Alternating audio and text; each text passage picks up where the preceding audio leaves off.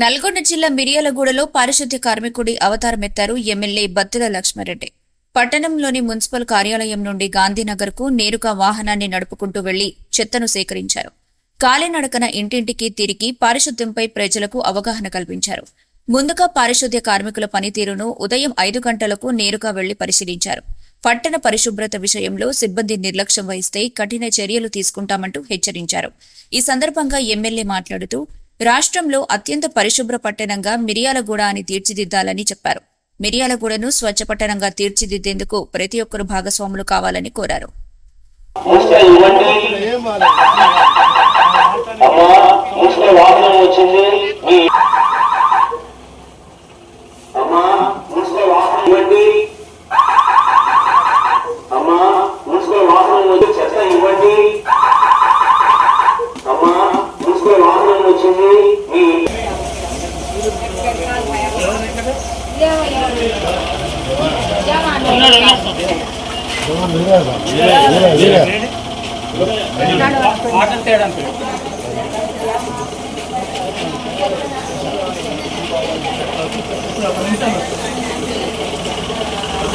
చూడకన్నా చూస్తున్నా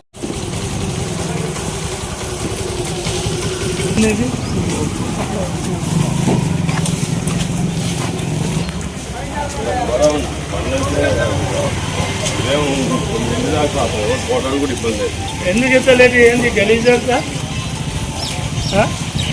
లేట్ అయితే ఎట్లా మార్కెట్